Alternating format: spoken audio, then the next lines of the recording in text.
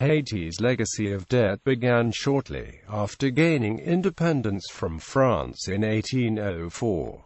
In 1825, France, with warships at the ready, demanded Haiti compensate France for its loss of men and slave colony. In exchange for French recognition of Haiti as a sovereign republic, France demanded payment of 150 million francs. In 1838, France agreed to reduce the debt to 90 million francs to be paid over a period of 30 years to compensate former plantation owners who had lost the property. The transfer of wealth from Haiti to the French government and from Haiti to the various banks that finance the independence debt is well established. Detailed claims submitted by former slave owners for compensation, including the monetary value of the lost slaves, and which formed the basis for the French government's demands, have been documented. Likewise, the terms of the 1825 ordinance and accounts of its negotiation have survived. The French government finally acknowledged the payment of 90 million F in 1893.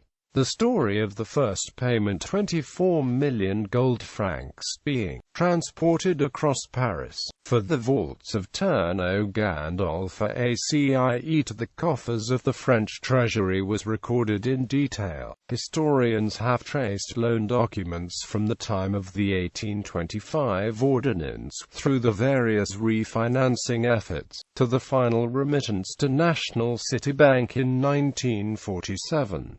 From 1957 to 1986, Haiti was ruled by the corrupt and oppressive Duvalier family. Loans incurred during this period alone were estimated to account for approximately 40% of Haiti's debt in 2000, before debt relief was granted. These funds were used to strengthen the Duvalier's control over Haiti and for various fraudulent schemes. Large amounts were simply stolen by the Duvaliers. Initiatives to cancel Haiti's debt, Jubilee USA, Jubilee Debt Campaign and others, called for the immediate cancellation of Haiti's debt to multilateral institutions, including the World Bank, International Monetary Fund, and the Inter-American Development Bank, based on the argument that this debt is unjust and that Haiti could better use the funds going towards debt service for education, health care, and basic infrastructure. The Haiti debt cancellation resolution had 66 co-sponsors in the U.S. House of Representatives as of February 2008. Several organizations in the U.S. issued action alerts around the Haiti debt cancellation resolution, and a congressional letter to the U.S. Treasury, including Jubilee USA, the Institute for Justice and AMP, Democracy in Haiti, and Pax Christi USA.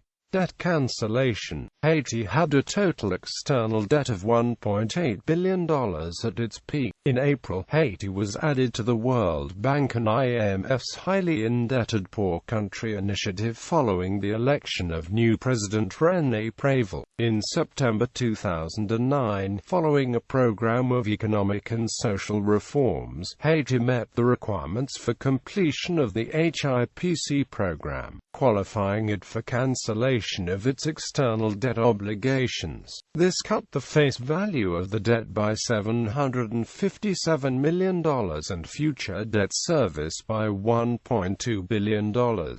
Haiti's largest creditor, the Inter-American Development Bank, was part of the debt relief initiative, but the initiative only cancelled loans made before 2005, and the IDB has lent more since. Haiti's debt to the IDB amounts to approximately $500 million, with debt service payments projected by the IMF to increase in the following years. The U.S. government has been paying this debt service on Haiti's behalf since before the quake. With the devastating effects of the early 2010 earthquake in Haiti, there came renewed calls for a further debt cancellation from civil society. groups, in light of the tragedy and new borrowing that lifted Haiti's debts back to $1.25 billion.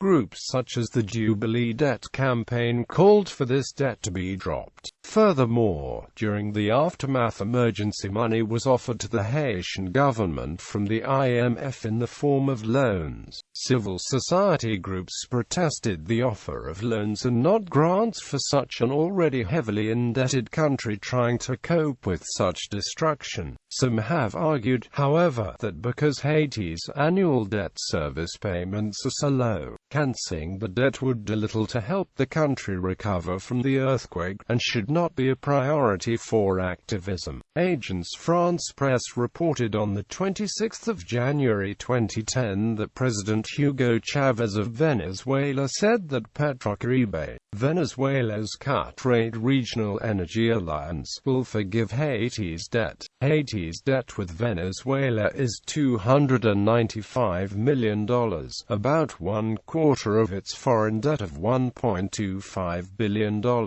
according to International Monetary Fund figures. On the 28th of May 2010, the World Bank announced it had waived Haiti's remaining debts to the bank. The value of the waiver was $36 million.